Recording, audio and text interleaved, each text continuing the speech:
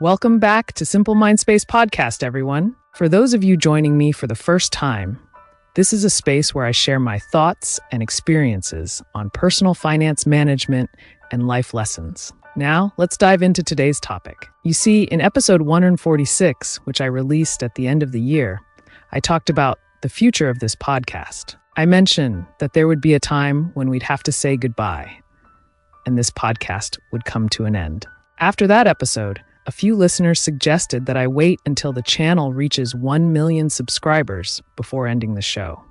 They thought it would be a fitting farewell and a nice way to commemorate the journey with a shiny gold play button.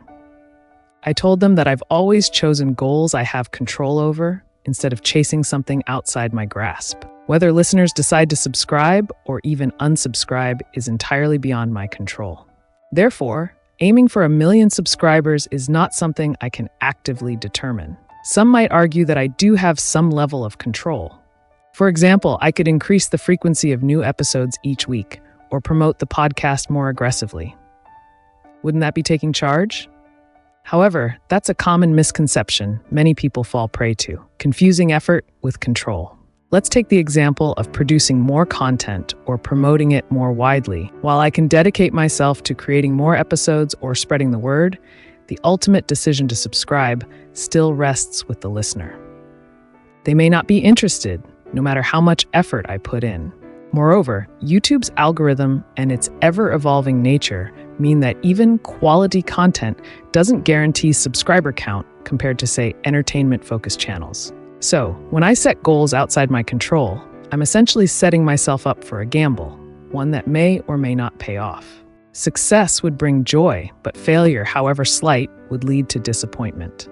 Instead, I choose to focus on goals within my control.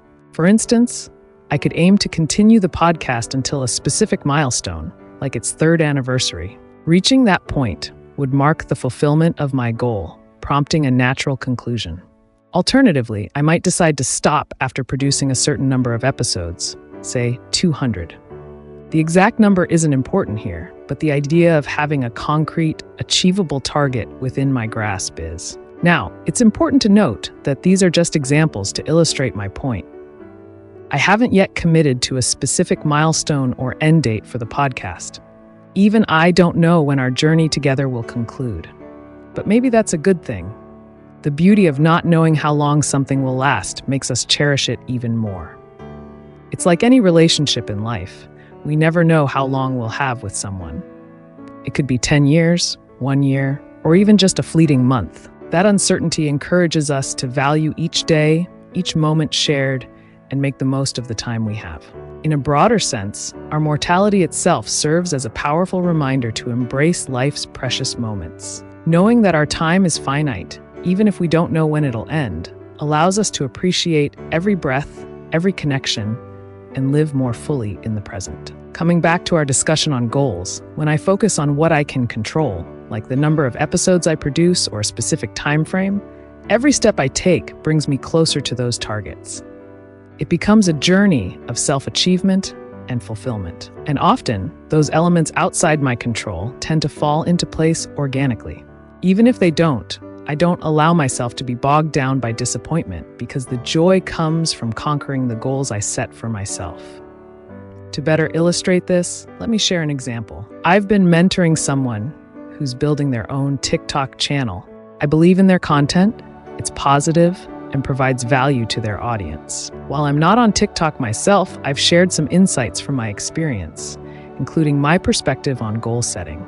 I encourage them to stay consistent, aiming for 1 or 2 videos each week, with the ultimate goal of producing 100 videos in a year. I urged them to focus on quality and delivering value with each video. They were tempted to set a subscriber count goal, 100,000 in a year, but I advised against it. Instead, I encouraged them to focus on the numbers they could control: the number of videos produced, the quality of content, and the consistency of their efforts.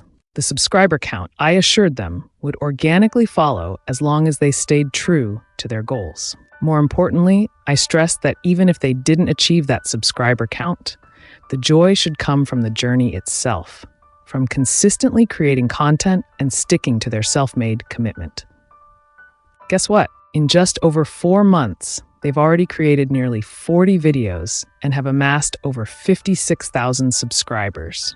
I'm confident that at this rate, they'll easily surpass their initial subscriber goal. But even if they don't, they've already experienced the satisfaction of creating something valuable, staying consistent, and proving their commitment to themselves. This principle of focusing on controllable goals has served me well in various aspects of my life. Take my career, for instance. Rather than fixating on getting a raise, I focused on mastering new skills, taking on new responsibilities, and delivering exceptional results. This approach made the journey enjoyable and fulfilling.